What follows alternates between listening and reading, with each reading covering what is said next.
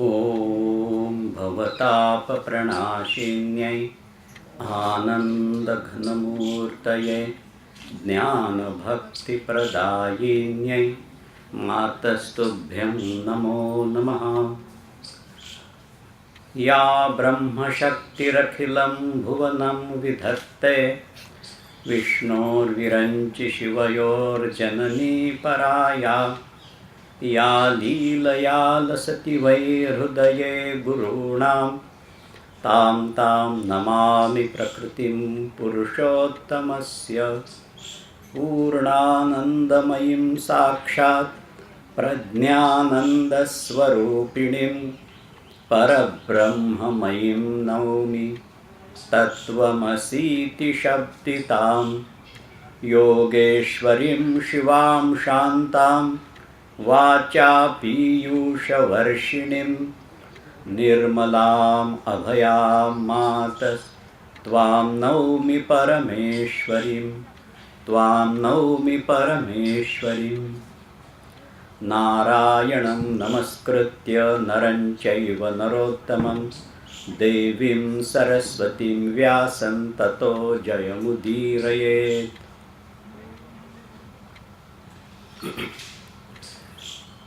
परम आदरणीय प्रातस्मरणीय परम पूजनीय श्री श्री आनंदमयी माता जी के असीम कृपा से इस संयम सप्ताह के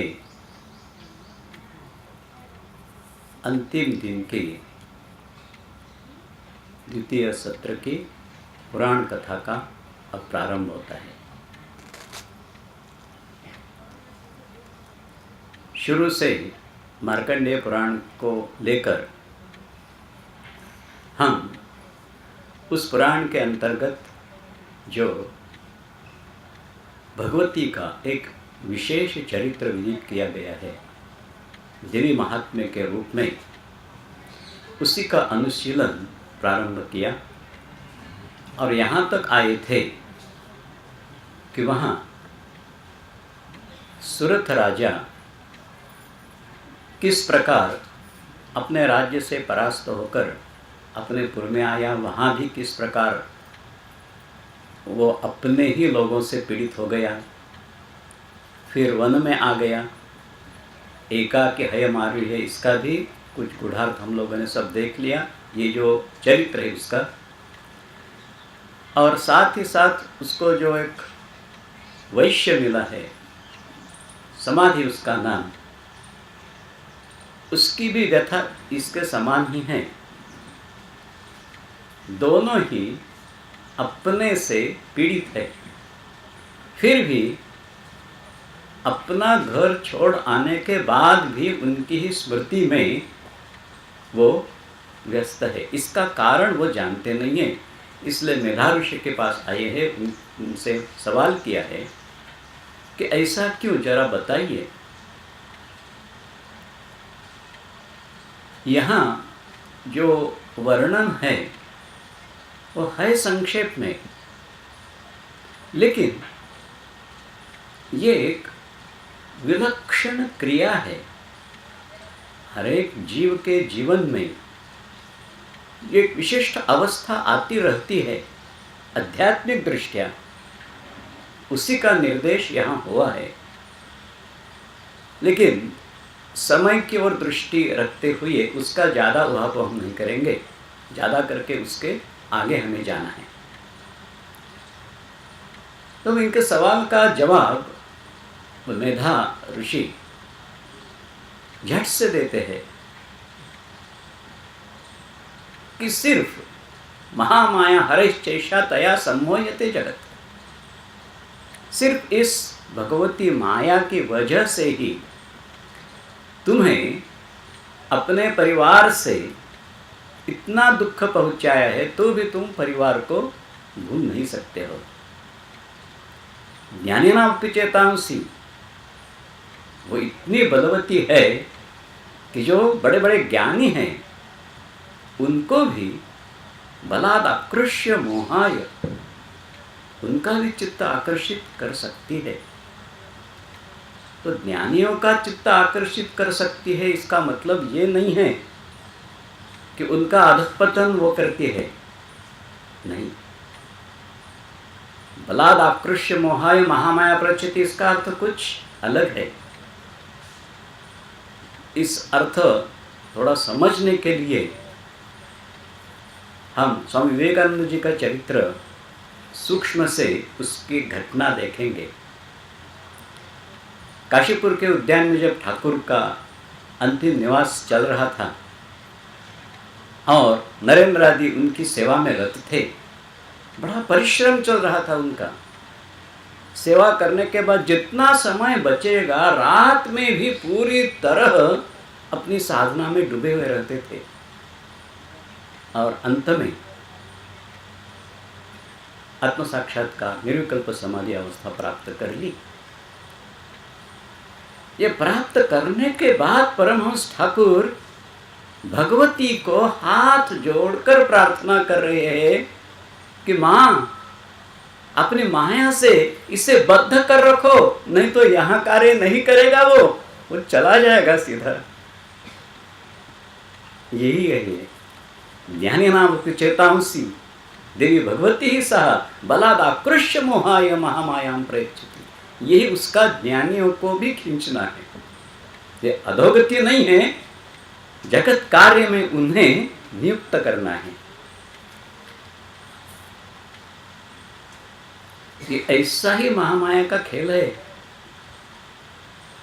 विवेकानंद जी का चरित्र तो सब लोगों ने देखा है, इसीलिए इसका कुछ महत्व ध्यान में आता है। लेकिन ऐसे असंख्य जीव है कि जिनका चरित्र इतना प्रकाशित नहीं है, लेकिन जो कार्य उन्होंने किया है कुछ देखने में नहीं आएगा। कहाँ कई मठ नहीं है, मंदिर नहीं है, कोई अन्य कुछ भी नहीं है, फिर भी उनकी उपस्थिति एक ऐसा कार्य था। और इस प्रकार के कार्य में माँ के परिवार में आए हुए जितने हैं ना, वो इस कार्य के ही निदर्शक है। आप जानते हैं कि भाई जी माँ के शरीर में प्रविष्ट हो गए हैं, एकाकार हो गए हैं। अनुमति चाहते थे माँ की, और माँ ने उस समय उन्हें जो कहा है, बात ध्यान में रखना, इसकी निदर्शक है। तो कहती है हाँ, लेकिन जब चाहे बाहर निकाल लूंगी, इसका ही निदर्शक है। बलादाकृष्य मोहाय महामायाम प्रयच्छति। ये आदि शक्ति स्वयं कर रही है कि मेरे कार्य के लिए जब चाहे तुझे आना ही पड़ेगा वापस। तो ये स्वरूप यहाँ निर्दिष्ट कर रहे हैं कि तया सम्मोहयते जगत, उसने सब सम्मोहित करके रखा है। इतना भी नहीं, सैषा प्रसन्ना वरदा नृणाम भवति मुक्तये।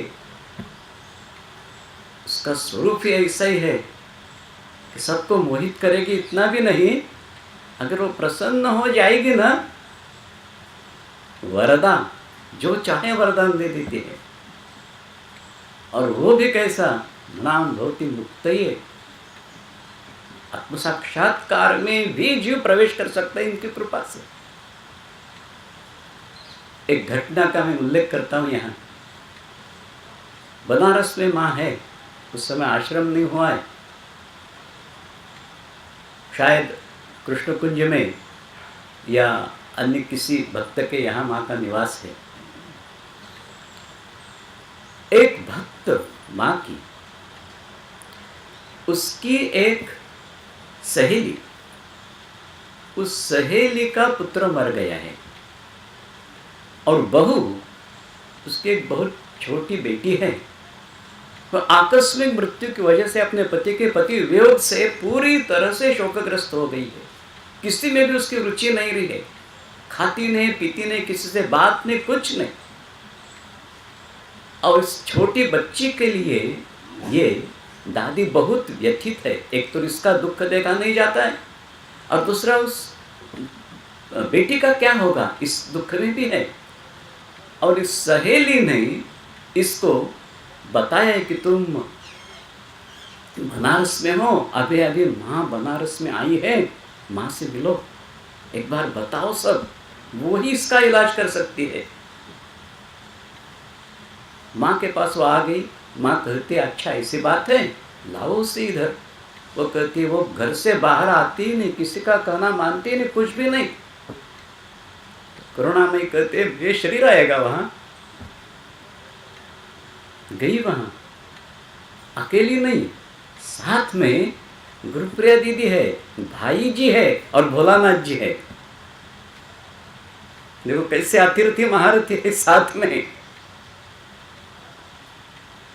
वहां जाते ही गुरुप्रिया दीदी से कहा वो अंदर है बहू, उसके बाहर लाओ, माँ तो घर के अंदर नहीं जाती।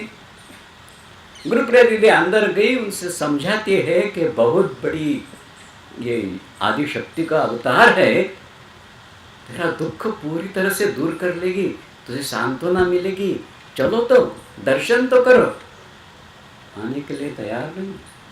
तो कहती है अगर इसके पहले आती थी, मेरा पति जीवित था तब ये अनिष्ट टल सकता था, अगर वो सामर्थ्य संपन्न है तो अब आने से क्या फायदा, नहीं आऊंगी।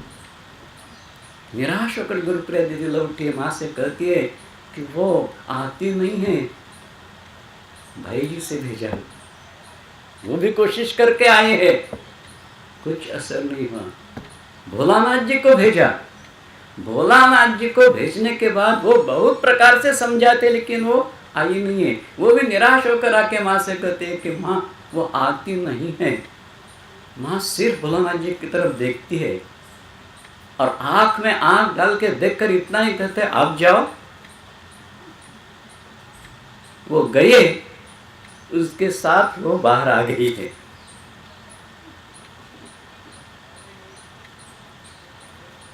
आते ही माँ ने उसे पकड़कर अपने गोदी में ले लिया। बहुत सी बातें हुई हैं और बाद में वो जब जाने की कोशिश कर रहे हैं, माँ उसे जाने नहीं देते, अपने गोदी में ही ऐसे बिठा के रखा है। उसका सर गोदी में रख के उसको पकड़ के बैठिए। माँ उसे कहती है कि क्या चाहती है तुम? कहती है मुझे मृत्यु दो, दूसरी बात मुझे मेरे पति से मिलाओ, वो तो मर गए, शायद इसलिए कहती होगी कि मुझे मृत्यु दो, मैं उनसे मिल जाऊंगी, मुझे पति से मिलाओ। और तीसरी बात कहती है मुझे भगवान से मिलाओ, सिर्फ मेरे पति से नहीं, भगवान से भी मिला। माँ कहती है देखो तुम्हारी बच्ची छोटी है ना, मृत्यु तो अभी नहीं मिलेगा। वो सिर्फ देख रही माँ की तरफ, अंतरंग में तो शांत हो गए, लेकिन देख रही माँ की तरफ। देखते देखते माँ की जगह अपने पति को देख रही है।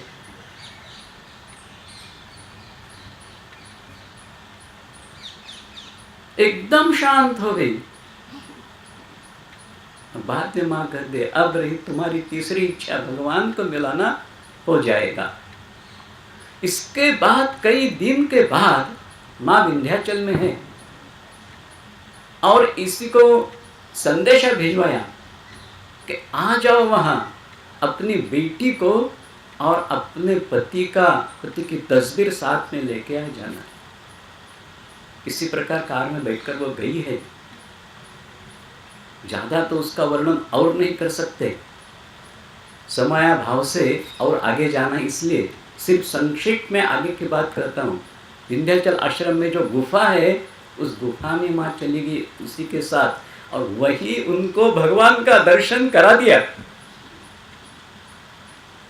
सैषा प्रसन्ना वरदा नृणाम भवति मुक्तये। वो ही आदिशक्ति, वो ही महामाया,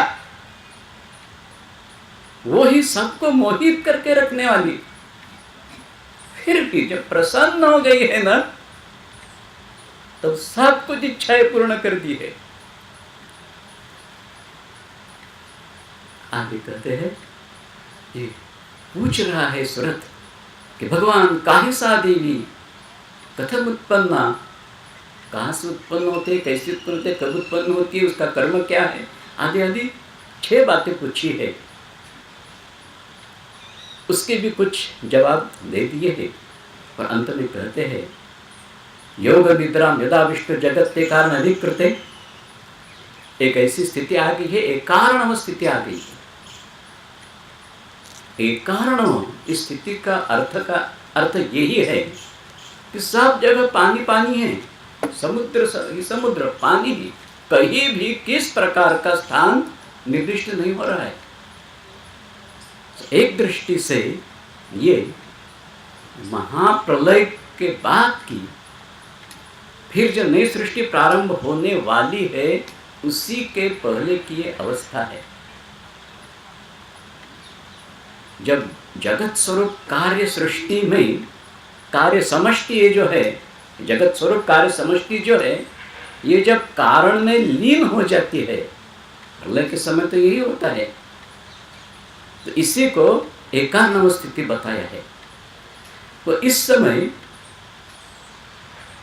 विष्णु कर्ण मलोद्भूत हंतुम ब्रह्मांड उद्यत, भगवान विष्णु योग निद्रा में है, उनके नाभि कमल से एक कमल है, उसी पर ब्रह्मा जी स्थित है, और भगवान विष्णु के विष्णु कर्ण मलोद्भूत, कान के मल से जिनका प्रादुर्भाव हुआ है, ऐसे 2 असुर उत्पन्न हो गए। अब देखो, शुरू में जो मैंने कहा कि भावार्थ अधिक महत्वपूर्ण होता है, यहाँ शब्दशः अर्थ अगर लेंगे तो यही है ना कि कान का जो मल है, उस मल से असुर उत्पन्न हो गए है। माने एक ऐसी निंद्य स्थिति है कि कान में इतना मल जमा हो गया है कि वहाँ एक कैटभ कीट जैसी उसके आभा है, ऐसे कीड़े मकोड़े भी तैयार हो गए हैं। इस प्रकार का अर्थ हो जाएगा अगर शब्दार्थ लेंगे तो, लेकिन केवल शब्दार्थ लेकर पूरा अर्थ ध्यान में नहीं आता है। कहते हैं विष्णु कर्ण ये क्या है? विष्णु व्यापनात् विष्णु, तो व्यापकता का निदर्शक विष्णु है। और कर्ण जो है, कान सुनने के लिए, शब्द के लिए है। तो शब्द जिसका विषय है वो आकाश, ये कर्ण से निर्दिष्ट होता है। तो व्यापक चिदाकाश जो है वो ही विष्णु कर्ण शब्द से निर्दिष्ट हुआ, व्यापक चिदाकाश। और उसी का मल, सामान्यतः मल तो हम जानते हैं, लेकिन परिभाषा में आवरण को मल कहते हैं। मल और विक्षेप, आवरण जो है उसे मल कहते हैं। इस स्वरूप के ऊपर जो आवरण आएगा वो मल है। तो जो व्यापक चिदाकाश है, उसी को जो सूक्ष्म में लाएगा, उसे छोटा बनाएगा, व्यापक है उसको छोटा बनाएगा, वही विष्णु कर्ण मल। ये जो सब व्यष्टि चिदाकाश है, उसमें ये उसका रूपांतर अब समष्टि में कर रहे हैं, क्योंकि सृष्टियाँ उत्पन्न हो रही है। समष्टि में जो है उसी का व्यष्टि में रूपांतर अब होना है। तो इस दृष्टि से 2 असुर मधु कैटभ नामानम, मधु जो है ये एक प्रकार से आनंद है, अहम बोध का आनंद। और कैटभ एक ऐसी स्थिति है, जो कीट होते हैं, छोटे छोटे कीट होते हैं, वो बहुधा विशेष समूह बना के ही रहते हैं। जैसे चींटियाँ देखो, वो भी एक समूह बना के रखेंगी, दूसरे कीड़े मकोड़े देखेगा अपना अपना समूह बना के रखेंगी, और उस समूह में ही उनका स्पंदन आदि सब कार्य जो थे समूह में ही रहेंगे। तो अनेक होते हुए भी वो एक ही है। तो ये जो स्थिति है कि एक अनेक होंगे फिर भी किसी न किसी रीति से वो एक है, ये जो स्थिति है इसे हम ममत्व कह सकते हैं। ममत्व कह सकते हैं, अनेक है लेकिन ममता की वजह से ये हमारे गट का है। वो चिंटियाँ जो होते हैं ना, दूसरी चिंटियाँ अगर आएगी तो सब मिलकर उसके भगा देंगे, देखने लायक है इस वस्तु स्थिति है। उसी प्रकार ममता का निदर्शक है कैटभ है। तो समष्टि अहंकार से व्यष्टि अहंकार और व्यष्टि ममता ये उत्पन्न हो रही है। जब ये दोनों असुर उत्पन्न हो गए, थोड़ी द्रुत गति से कथा देखेंगे, दोनों असुर उत्पन्न हो गए, हंतुम ब्रह्मांडम उद्यतो, ब्रह्मदेव को मारने के लिए उद्यत हो गए। ब्रह्मदेव देख रहा है कि मुझे जिन्होंने विश्व निर्मिति के कार्य में प्रवृत्त किया है वो भगवान विष्णु भगवान नारायण सो रहे हैं, योग निद्रा में सो रहे हैं। अब ये मुझे मारने को आ रहा है, मुझे बचाएगा कौन? एक कारण स्थित कोई है ही नहीं दूसरा। तब वो प्रार्थना कर रहे हैं। यहां भी देखो, भगवान नारायण की प्रार्थना नहीं कर रहे हैं कि जल्दी जाओ उठो, ये मार रहे मुझे, नहीं। ये सो रहा है, इसका अर्थ ही है किसी ने इसके ऊपर कब्जा कर लिया है, नहीं तो वो सोते थे कैसे? हरिनेत्र कृतालया, भगवान नारायण के नेत्रों का आश्रय करके, जिन्होंने आश्रय करके रखा है, उस महामाया की स्तुति कर रहे हैं। बोधनार्थाय हरे, उनको जगाने के लिए। और ये जो स्तुति है, सप्तशती में 4 प्रधान स्तुतियां हैं। हर एक स्तुति अपने में एक अत्यंत अत्युच्च अवस्था है। हम उसका पाठ जरूर करते हैं, लेकिन साथ साथ इसके अर्थ की तरफ ध्यान देते हुए अगर पाठ करेंगे तो भगवती का कितना अद्भुत रूप हमारे भाव में आ जाता है। ये कहते हैं, त्वं स्वाहा त्वं स्वधा त्वं ही वषट्कारः स्वरात्मिका। पहले देखो, त्वं शब्द का उपयोग किया है, ना उस भगवती को इन्होंने देखा है, उनके भगवान विष्णु के नेत्रों का आश्रय इसने लिया है, इसलिए सोए है, इस प्रकार इनका अनुमान है, प्रत्यक्ष नहीं है। फिर भी कहते हैं त्वं स्वाहा त्वं स्वधा। त्वं, सामने जो व्यक्ति होते हैं उसी को त्वं कहते हैं, उसी के लिए संबोधन त्वं उपयोग किया जाता है। तू, तुम, ये सामने जो उसके लिए, नहीं तो वो कहेंगे। इसका अर्थ ये है कि जब अंतरंग व्याकुल हो जाता है, भगवान को पुकारता है ना, तो भगवान किसी जगह कहाँ भी हो, कैसे भी हो, मेरे सामने है, ये समझ कर ही सब कुछ हो सकता है। इसलिए त्वं स्वाहा त्वं स्वधा त्वं ही वषट्कारः स्वरात्मिका सुधा त्वमक्षरे नित्ये त्रिधा मात्रात्मिका स्थिता। स्वाहा स्वधा ये हवन के समय उपयुक्त किए जाने वाले शब्द है। जिन मंत्रों द्वारा देवताओं को हवि दिया जाता है वो स्वाहांत होते हैं, जिन मंत्रों के द्वारा पितरों को आहुति दी जाती है स्वधांत होते हैं, और जिन मंत्रों से ये होता है वो वषट्कार में है। यानी देवों के लिए किया जाने वाला सब कर्म, देवों के प्रीत्यर्थ किए जाने वाला सब कर्म उपलक्षणा से कह सकते हैं, और पितरों के संबंध में किया जाने वाला सब कर्म और सब मंत्र तुम ही हो। मेरा काम सिद्ध करना है, इसीलिए अगर भगवान को मैं उठाना चाहता हूँ, इसलिए तुझे संतुष्ट कर रहा हूँ। तो इस दृष्टि से कि आप भगवती है, इस दृष्टि से ही समझो। अथवा हम दोनों की जननी तुम हो, इसलिए हमारी पितर भी हो, इस दृष्टि से भी क्यों ना हो, ये सब तुम ही हो। आगे कहते हैं स्वरात्मिका। स्वर उदात्त अनुदात्त स्वरित आदि अनेक प्रकार के स्वर है। मंत्र जो है ना, वो कोई उदात्त होगा, अनुदात्त होगा, उसमें से कोई स्वरित होगा, प्लुत होगा, आदि सब स्वर से युक्त होगा। तो वे कहते हैं कि वो भी तुम ही हो, क्योंकि हर एक मंत्र में उसका उदात्तत्व अनुदात्तत्व जहाँ जहाँ है, उसमें अगर परिवर्तन हो जाएगा तो कुछ बदल हो जाता है। सिर्फ बताता हूँ मैं आपको, इसका विशदीकरण नहीं करूँगा अभी।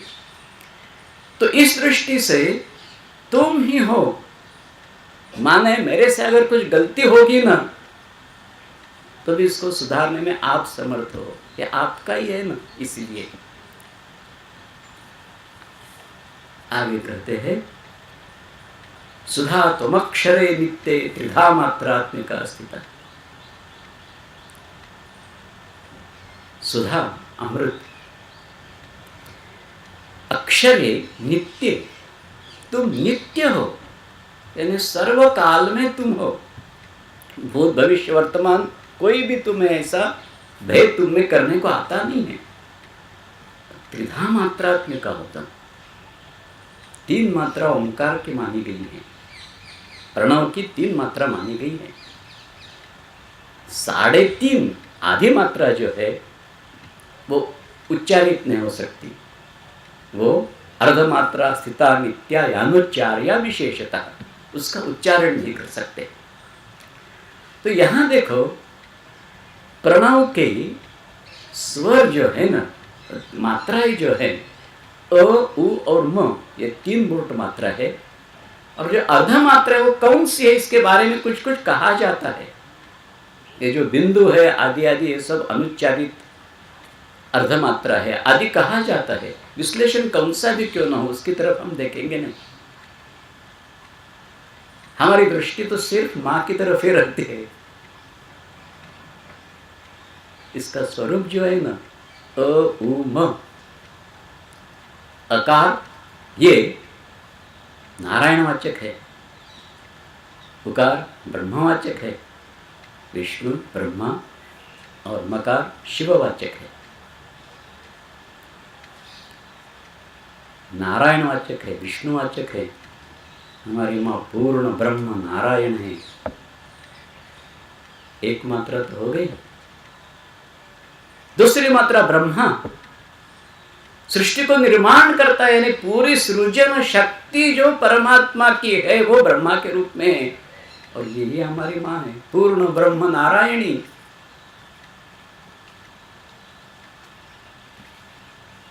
पुकार भी हो गया।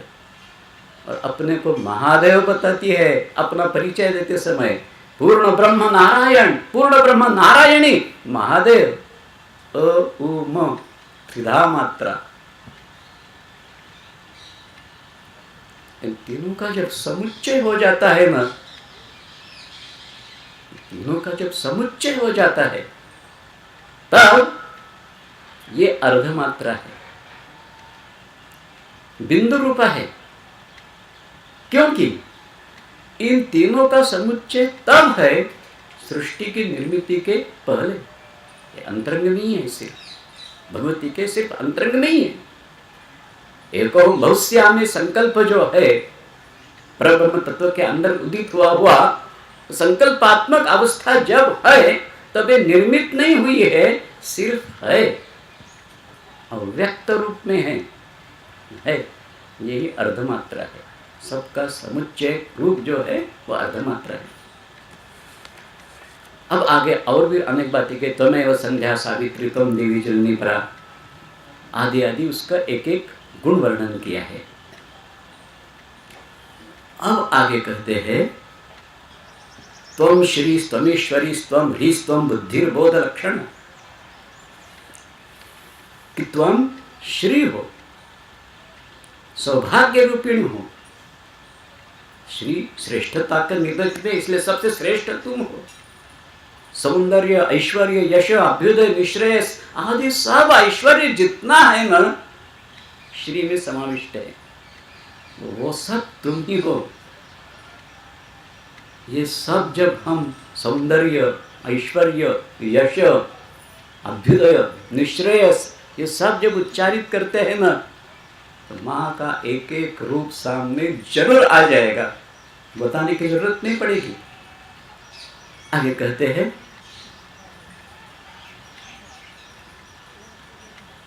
त्वं श्री त्वमेश्वरी त्वं ह्री त्वं बुद्धिर्बोध लक्षण, बुद्धि जो है निश्चयात्मिका है। एक बार निश्चय किया बस उस प्रकार ही माँ के जीवन लीला का हर एक पहलू आप इस दृष्टि से ही देखेंगे। एक बार कह दिया बस उस प्रकार ही, उसमें तिल मात्र विवेक नहीं रहेगा। तो बुद्धि है, निश्चयात्मिका बुद्धि है, तुष्टि भी है, पूरी तरह से आनंद है, तुष्टि है। वो तो स्वरूप माँ का है, पूरा आनंद, हंसते खेलते अपने आनंद से भी आनंदित, इसे तुष्टि कहते हैं। तुष्टि में सिर्फ आनंद नहीं है, अपने आनंद से भी आनंदित होता है, पूर्ण तुष्ट। ये सब ऐश्वर्य से आदि से भी संतुष्टि इतने भी नहीं, जब आत्मज्ञान से संतुष्ट हो जाता है जीव, पूरी उसके अंदर की खलबली मिट जाती है। ये खोज जब आत्मस्वरूप की, अपने को जानना, अपने को पाना, जान लिया और पा भी लिया, तब अंतरंग में परम शांत हो जाता है। वो शांति भी वही है, असली स्वरूप उनका यही है। क्षमा, क्षमता होते हुए भी दूसरों ने जो अपकार किया है उसी पर भी उपकार करना, इसे शांति कहते हैं, परम क्षमा। इस प्रकार इस स्तोत्र में आगे जितने सब आए हैं ना,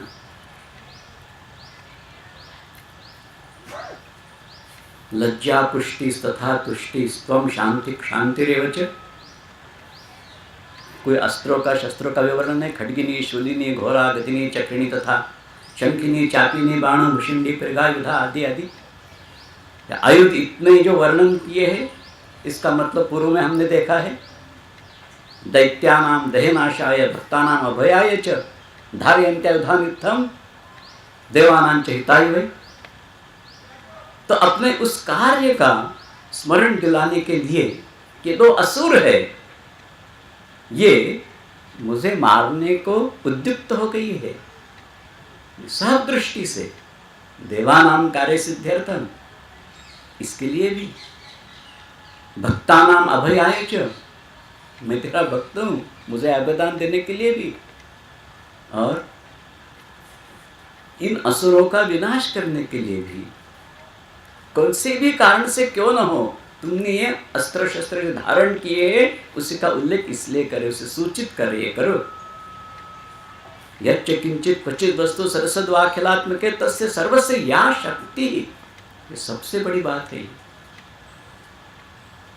एक कण मात्र भी सौभाग्य कहाँ देखोगे ना तुम। सौभाग्य का अर्थ ही है परम भाग्य, परम भाग्य। जहां कहीं भाग्य का एक बिंदु मात्र भी देखा जाएगा ना, वो तुम ही हो। इतना भी नहीं।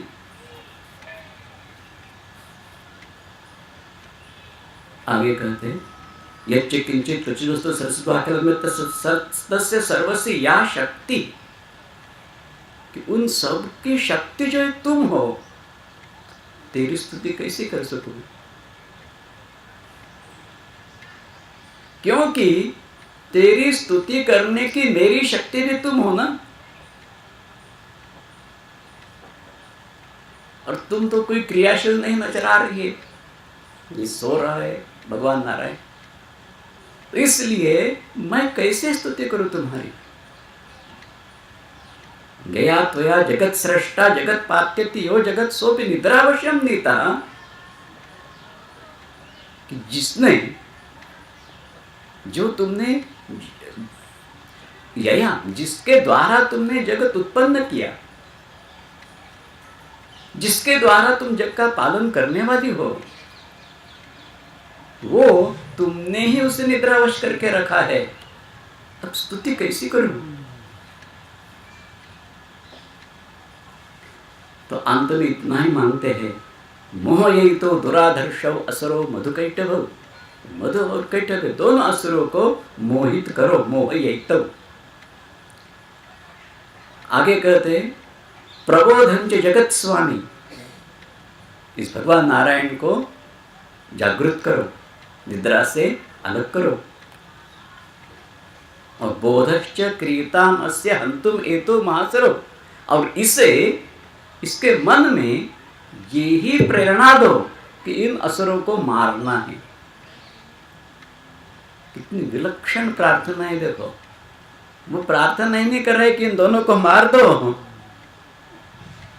नहीं, कहता है इन असुरों को मोहित कर दो,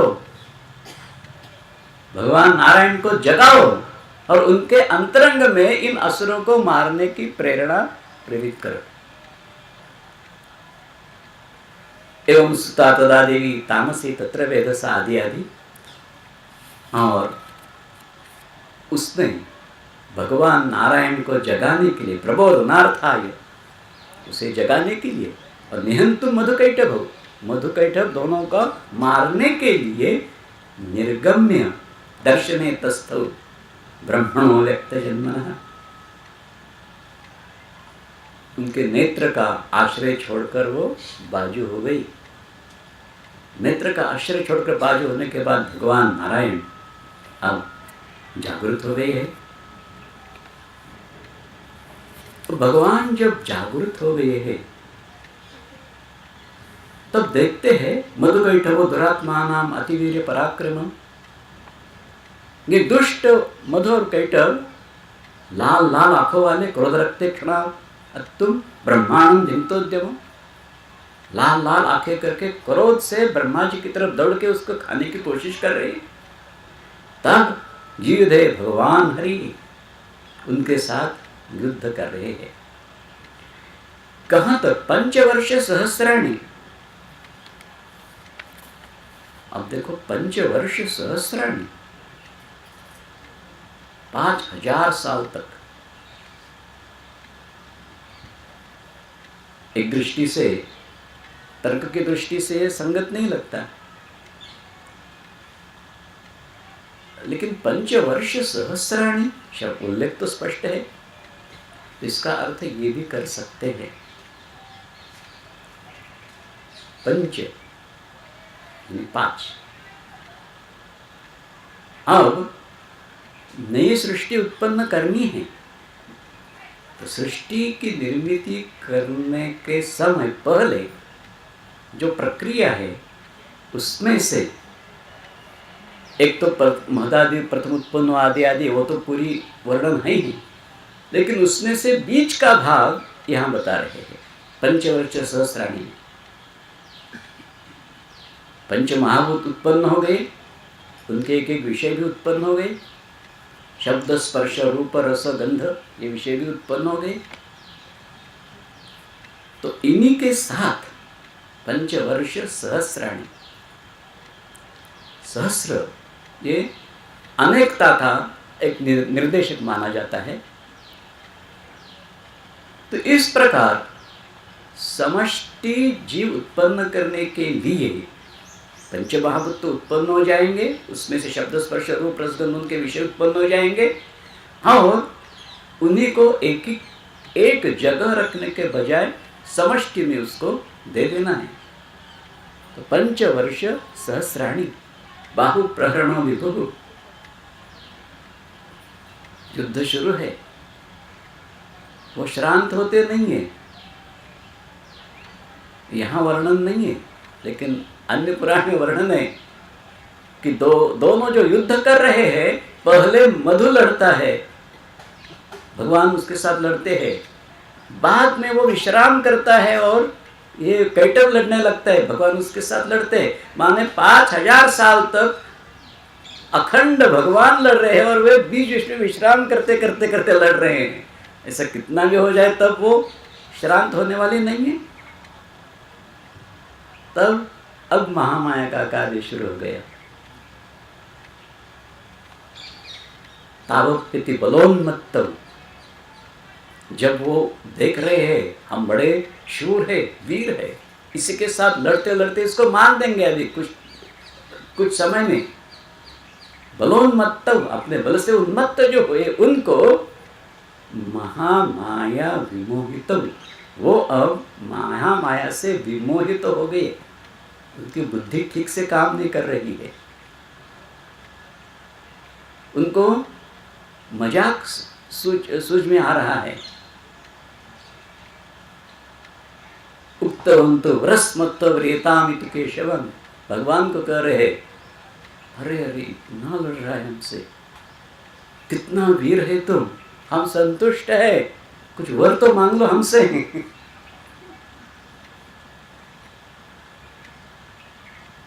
मजाक में कहते होंगे शायद ये, नहीं तो संतुष्ट है हम, वरदान मांग लो कहने की क्या जरूरत। महामाया विमोहित, उन्होंने मोहित करके रखा है, इसीलिए इनकी बुद्धि में विपरीत भाव आ गया है, मजाक सोच रहा है, वर मांगो। भगवान जान गए कि महामाया का ही प्रभाव है, इसलिए तुरंत कह दिया। देखो क्षण पकड़ना चाहिए, बात ध्यान में रखना। भगवान की कृपा बरसती रहती है, लेकिन जिस क्षण वो बरसेगी ना, उस क्षण को छोड़ना नहीं। इसलिए भगवान नाम स्मरण अखंड इसलिए करना है। कौन सा क्षण जानते नहीं हम, जिस क्षण भगवान तथास्तु कहेंगे, क्षण जानना चाहिए। इसलिए इसने जान लिया कि बस भगवती की कृपा से हम कर रहे हैं, तुरंत जवाब दे दिया। ऐसा लगता है ये जवाब भी महामाया ने प्रेरित किया है इनमें। कहते हैं कि ठीक है, भयता मध्य में तुष्ट ममोवध्या उभावती, अगर आप संतुष्ट है मेरे ऊपर और वरदान देना चाहते हो तो मुझसे मारे जाओ। वध्यता भयता मध्य में तुष्ट मम वध्या, मेरे वध्य हो जाओ, मेरे से तुम्हारा सर काट दिया जाए। किमन्य नवरणात्रे तावत् निवृत्तम मया, इस समय दूसरा कौन सा वर मांगू मैं, तो मेरे से युद्ध कर रहा हूं, तुम परास्त नहीं हो रहे हो, तो तुम मेरे हाथ से मारे जाओ, यही वरदान दो मुझे। अब ये दोनों कह रहे, ऋषिरोवाच, ऋषि अब कहते हैं आगे कथा ही, वंचिताभिमिति तदा सर्वमापो जगत विलोक्य। वो सोचते हैं कि ठगे गए हम, कैसे उसको कह बैठे हम वरदान मांगो, हमारी मृत्यु मांग रहा है, हमसे मारे जाओ कह रहा है। तो वो भी सोच रहे, बड़े होशियार है वो भी, वो देखते इधर उधर, सब जगह पानी पानी है, कारण स्थिति है। कहते हाँ मारे जाएंगे तुझसे, वरदान तो दिया है तुझको, लेकिन कैसे मारे जाए ये हम सूचित करेंगे, उस प्रकार से मारना पड़ेगा। कैसे? कहते हैं सर्वम आपोमयम जगत विलोक्य, सब जग सब विश्व पूरा पानी से भर गए जानकर कहते हैं अवाम जही न यत्रोर्वी सलिलेन परिप्लुता, हमें ऐसी जगह मारो जहां उर्वी ने पृथ्वी पानी से स्पर्शित नहीं है। हम देखो भगवान भी सोच रहे हैं क्या बात है, सब जगह तो पानी पानी है, यहाँ पानी नहीं ऐसी पृथ्वी किस जगह होगी। लेकिन तुरंत ध्यान में आया होगा ये भी महामाया का ही पहले जो सब वर्णन है ना, तुम बुद्धि स्वयं बुद्धि रूपा है, बुद्धि प्रदान करेगी ही। उर्वी शब्द का उपयोग किया है। उर्वी जिस प्रकार उसका अर्थ ये पृथ्वी है, उसी प्रकार उर्वी जंघा को भी उर्वी कहते हैं। तो तुरंत अपनी जंघा पानी के ऊपर कर दी, विराट स्वरूप ले लिया। ये भी कैसे देखो, इस स्थिति से जब एकारण स्थिति से कल्पांत के क्षण के बाद जब सृष्टि प्रारंभ होने वाली है, एक दृष्टि से जो कल्पांत है उस समय की सृष्टि की स्थिति, इसकी जो व्याप्ति है, इसकी जो सत्ता है, वो पूरी सत्ता से बहुत कम है। समझो एक हॉल में हम यहाँ बैठे हैं, बाकी कुछ जानते नहीं, सिर्फ इतना हॉल ही जानते हैं।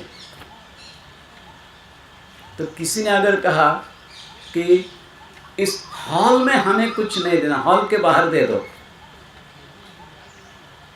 जब हम इसके बाहर कुछ जानते नहीं हैं तब कहते हैं कि नहीं इसके बाहर दे दो। लेकिन जो जानता है ना इसके बाहर भी कुछ है तो बाहर जाएगा। उसी प्रकार अपनी जंघा पानी के ऊपर कर दी और कहते देखो ये उर्वी है और यहाँ पानी नहीं है। तब उन दोनों के सर अपनी जंघा पे रखकर सुदर्शन से काट दिए। कितने बड़े भाग्यवान हैं, भगवान की गोदी में भगवान के हाथ से मारे जाते हैं। अहंता और ममता का अंत संपूर्ण शरणागति से ही हो सकता है। संपूर्ण शरणागत हो जा, भगवान अपने हाथ से उद्धार कर देते हैं। इस प्रकार तथे कृता भगवता शंख चक्र गदा कृता कृपा चिकन में चने जगने से उनके सर काट दे, अलग अलग कर लिए। एवं ऐसा स्मुत्पन्ना ब्रह्मणा संस्कृता स्वयं प्रभावमस्या देव्यास्तु भूय शृणु वदान्ते। इस प्रकार ये प्रथम चरित्र यहाँ निवेदन किया। द्वितीय चरित्र में महालक्ष्मी के स्वरूप का धारण करके महिषासुर वध कैसा किया ये बताया है। और तीसरे में महालक्ष्मी चरित्र, वहाँ अनेक शक्तियों का भगवती के उल्लेख है और उन्हीं के द्वारा शुंभ निशुंभ चंड मुंड आदियों का उद्धार किस प्रकार किए गए ये भी चरित्र निर्मित है। इस प्रकार देवी महात्म्य का उपसंहार मार्कंडेय पुराण में कर दिया गया है और उसके बाद भी कई महात्माओं के चरित्र भी मार्कंडेय पुराण में दी गए हैं और इसी के साथ मार्कंडेय पुराण का उपसंहार किया है। इसी के साथ आज की कथा को और इस सत्र की कथा को भी यही विश्राम करना। माँ की कृपा से आप जैसे जो महात्माओं के श्रीमुख से बहुत कुछ श्रवण कर चुके हैं, संयम जैसा कठोर साधना व्रत भी करते हैं, ऐसे साधकों के सामने, दिव्य महापुरुषों के सामने कुछ कथा भगवती की लीला का और उसी में जो माँ के लीला का दर्शन होता है उसी का अनुशीलन करने का सौभाग्य प्राप्त हुआ। इसीलिए मैं अपने को भाग्यवान समझता हूँ। इसी के साथ आज इस सत्र को हम ये विश्राम करते हैं। ओम पूर्णमदः पूर्णमिदं पूर्णात् पूर्णमुदच्यते पूर्णस्य पूर्णमादाय पूर्णमेवावशिष्यते। ओम शांति शांति शांति। हरि ओम तत्सत्। हरि ओम तत्सत्। श्री श्रीमानंदमयी माँ की जय।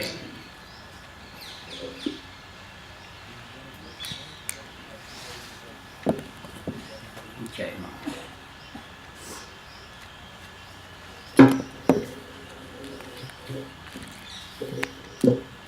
नमो नाम। जय माँ जय माँ जय माँ जय माँ जय जय माँ। शिव महिंद्र स्तोत्रम।